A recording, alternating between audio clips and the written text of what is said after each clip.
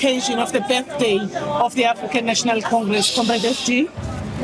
Thank you very much. Robben Island is a very special place. And happy birthday to our movement, the greatest movement in the African continent, the African National Congress. On the occasion of 113th anniversary and celebrations. There's no better place when you come to the Western Cape than the Robben Island. Our leaders across the liberation movement were incarcerated here in Robben Island. Mandela became the supreme prisoner of this place. But all political parties who fought for liberation were here in the Robben Island, small and big. We know that the ANC was the biggest, but we had Azapo here. We had the PAC, we had Robert Sobukwe here, and then we had the African National Congress here in Robben Island. And today, as we celebrate and remember and continue to thank our people for the ANC's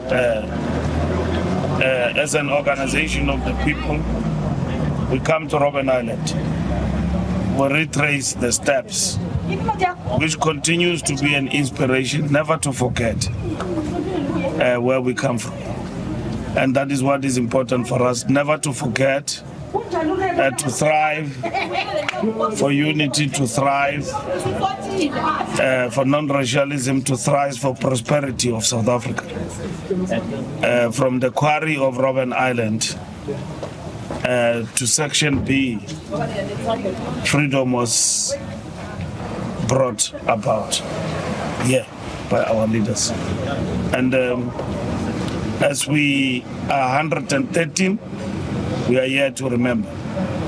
And thank you to all families of our leaders, of our stalwarts, of all liberators of our country, freedom fighters who are here. And we say to them, thank you. And the struggle continues. Aluta continue. Thank you, SG. I'm going to take a quick set of questions. ENC? Mr. Mbalula, just a reaction from you on the former President Jacob Zuma sending a lawyer's letter demanding that he be reinstated as part of the African National Congress. Well, Zuma's letter is mischief, and we treat it as such. And it's mischief because he was engaged by the organization at various levels. And in terms of the ANC constitution as its guidance, we have acted on Zuma. It's not a member. So we follow in that process. And that's what is important. And we are not going to respond to any other thing because it seeks to divert us from this occasion of 113th year. He had an opportunity to send his love letter many days ago. He didn't, but he chose this day. That's how he works. That's how he operates. Mischievous, uncouth, ridiculous old men who basically thrive on disunity for his own self-interest. That's what he does. He doesn't serve South Africa. He doesn't serve the ANC. He doesn't serve our people. He serves himself. Himself and only himself. That's what he is. And his days of misleading our people are numbered because they will see him for who he is. Right from that Nom Kokwana he has created, they will see him. He's a liar. He's unreliable. He only serves himself. He's not a friend to anybody, but he's a friend to himself. And the ANC will treat him with the same intensity of who he is going forward. So there's nothing to respond to that letter. He must take us to court. He must do whatever he thinks is of importance to himself. We know his shenanigans. We knew his game plan. We have followed the constitution to the letter. We'll defend the integrity of our movement and its discipline. All members of the ANC to the ground and to stay focused everywhere else in the country. All actions that seek to pep him up are temporary. We will regain our strength, and that's what is important for us. We are focused. Here in the Western Cape, I'm standing next to the provincial secretary. We are here to strengthen our organization, to make it a point that it lives. And as we say today, ANC lives, ANC leads. And that is the battle cry here today. We have accepted the outcome of the results. We've gone to our people. We're working on redoing everything that is wrong. That was done by Jacob Zuma, among others, to make it a point that South Africa thrives. Under the leadership of the ANC led by Cyril Ramaphosa. And that's what we are focused on. Any ill-disciplined tendency will be dealt with the ferocity of a cornered bull and the agility of a cat. We will deal with ill-discipline in our movement. Any self-respecting party will not tolerate ill-discipline in its ranks, including that Nomkokwana he has created. He doesn't tolerate ill-discipline himself. So here in the ANC, it has been Kwavula's book, Kwazenzel. People do as they wish, and that is over. We will take them to the DC, we'll charge them, those who are ill-disciplined, and our members agree with that.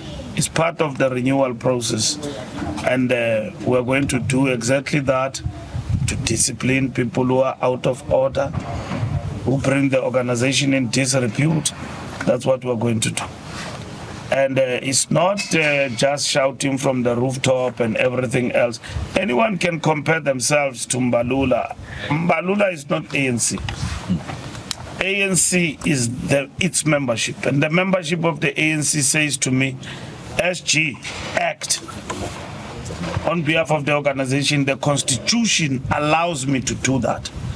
I took Ace and Zuma to the DC. I will take Tony Ngeni, I told him, to the DC. Obed Bapela and everyone else. I will take them to the DC and let's meet at Congress. I will charge them. And I've informed them that I will charge them. That is going to happen. With or without the support of their friends, they will be charged. And their case will be heard by the ANC Disciplinary Committee. I don't need an NEC meeting to charge Tony again. I don't need an NEC meeting to charge a wayward behavior of an NEC member. NEC have said a long time ago, SG act. I'm acting now. Let's see. I'm acting now. Now. Nobody will stop me from that.